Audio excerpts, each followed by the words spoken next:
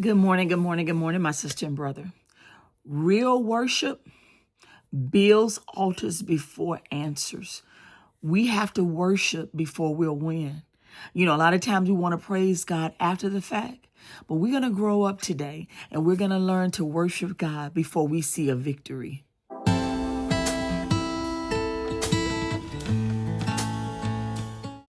Good morning, my sister and brother. I pray that all is well with each and every one of you. I am coming with day 5 of our 7-day series. I pray that you all have been blessed.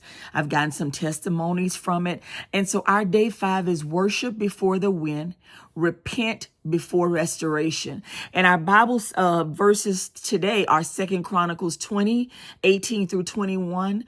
First Chronicles 21:26 through 27, and Psalms 34:1 through 3.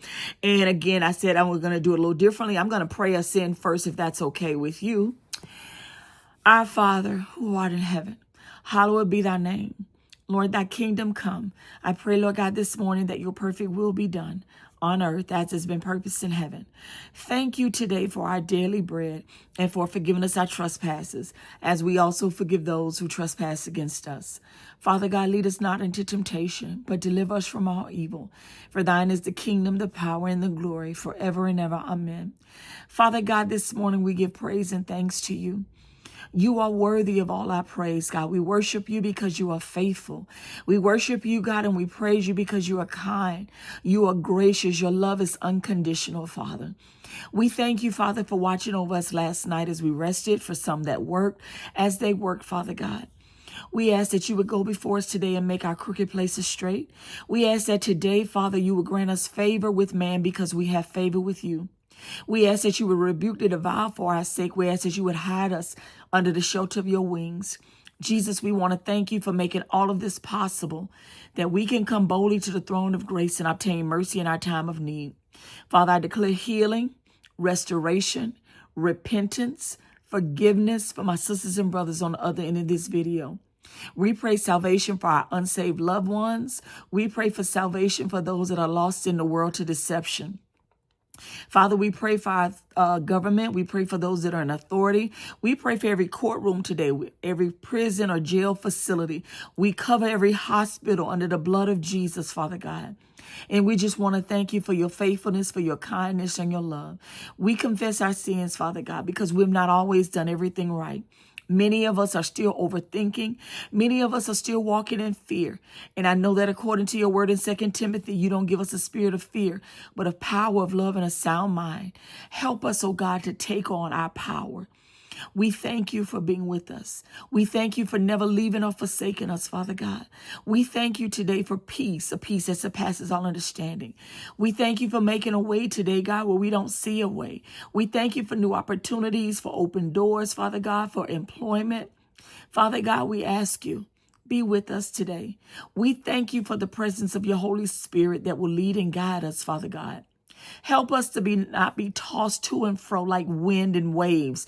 That God, we swing whichever way our situation and circumstances swing. If we feel good, then we're happy and we believe you're working. But if we feel down and depressed and discouraged, we feel like you're not working. We know that God, in all things, you work together for our good. And so in this moment, God, we want to thank you. Thank you for this blessed day that you've allowed us to see. We give you praise, we give you glory, and we give you honor. We thank you for the legions of angels that you commanded concerning each and every one of us to guard and protect us in all of our ways.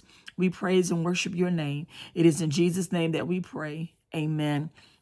So today our verse comes from 2 Chronicles 20:18 through 21. I read from the New Living Translation, which is an exhaustive study Bible. And it reads, Then King Jehoshaphat bowed low with his face to the ground, and all the people of Judah and Jerusalem did the same, worshiping the Lord. Then the Levites from the clans of Kohath and Korah stood to praise the Lord, the God of Israel, with a very loud shout. Are you praising God? Because now God has given you a strategy. Now God has given you a word of confirmation that he's going to deliver you from that battle. Are you worshiping?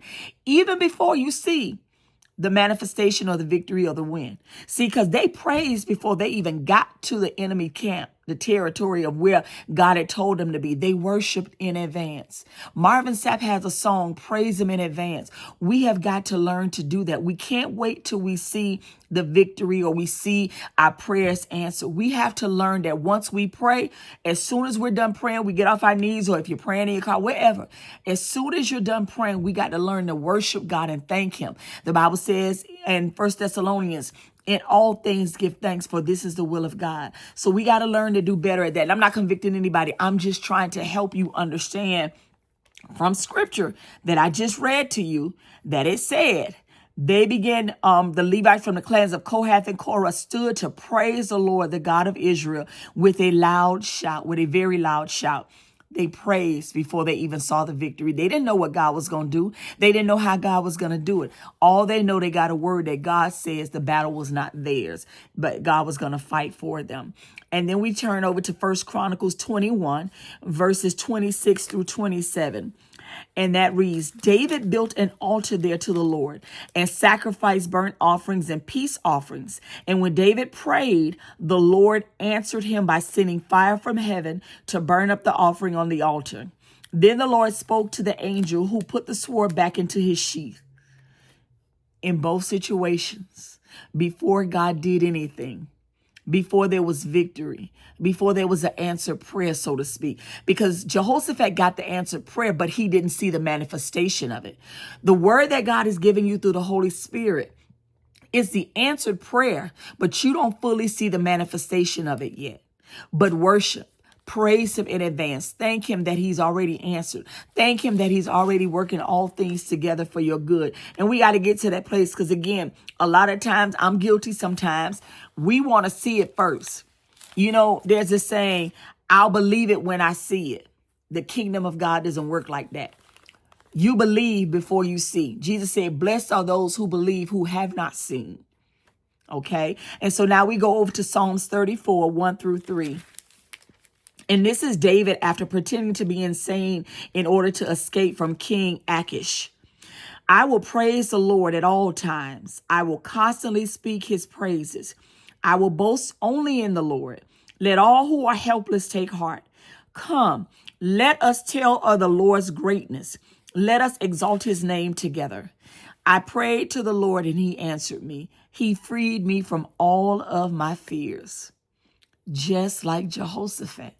Jehoshaphat was terrified and God delivered him from his fears. Listen, I just want to encourage you today, my sister and brother. God is going to deliver you from that situation that you're battling against. But you got to change your mindset on waiting on God's timing, trusting that God is working even when you don't see how, following the leading of the Holy Spirit, whatever it tells you to do, even when it doesn't make sense. Just show up. Just show up. Whatever the Spirit is telling you, only you, God, Jesus, and the Holy Spirit know that. Whatever He's telling you to do, be obedient. That is how you get your victory. Naaman, he was cleansed from his leprosy. He didn't want to dip into Jordan, but he followed the leading of the man of God, and he was healed. So whatever the Spirit of God, which is the word coming from God, tells you to do, follow the leading of the Spirit. I pray that you all are blessed today. And it says our focus for today is both kings, Jehoshaphat and David, built altars of worship. Jehoshaphat before the battle, David after repentance. Reflection. Real worship builds altars before answers. Repentance is worship too. Where are you today? Which one are you? Are you worshiping God before you see the victory? Or are you repenting because you tried to do things in your own strength and you counted on your resources, your skill, your talents, your gift, your degrees? You counted on your doctor. You counted on your employer. You counted on the bank who the loan officer said, oh, you'll get the loan. And then you got denied or whatever. Are you counting on all those things or are you counting on God? So is your worship in repentance? And then it says here a prayer. Lord, I raise an altar of praise and repentance. Action. Play worship. And I just said this. Play worship music and write a short note of gratitude for God's mercy. Something you can think of today that God has been merciful to you. Worship Him. For me, I'll start. I worship God because even in the midst of my sin, even in the midst of my fears, even in the midst of my pride, trying to do things in my own strength, I ask for confession. I confess my sins and I ask God to forgive me. So I worship God because he was merciful. I worship God because all the things that could happen to me because of my sin, my pride and my arrogance, God withheld back, so to speak, the angel or the trouble or the heartache or the pain. That's what I can worship God for. What can you worship him for? I pray today, my sister and brother, listen, find something to be thankful for. Everything may not have worked out yet in your situation, but God is still working. Sometimes God's delay is because he wants to build your character and your faith. He wants to know that you trust him. Now, God knows everything, but sometimes God will let you stay in it. Because sometimes if God let us stay in things too long, we get ahead of God. We get impatient. We don't want to wait on his timing. And then we try to get ahead of God and do things in our own strength, count our own resources, figure out, who can I call to try to help me out of this? Who can I call to borrow money from? Who can I call to help me fight this battle? Who can I call that knows a lawyer that can help me fight my case? As opposed to allowing God to lead you to victory. Today, my sister and brother, I pray that you all are blessed. I pray that God covers you. I pray that everywhere that you go today, God will favor you. Walk in obedience. Walk in obedience to the word that you know. Even if you don't know the whole Bible, you know enough. God put moral standards in all of us. Obey the leading of the Spirit today, my sister and brother. God loves you. He is with you.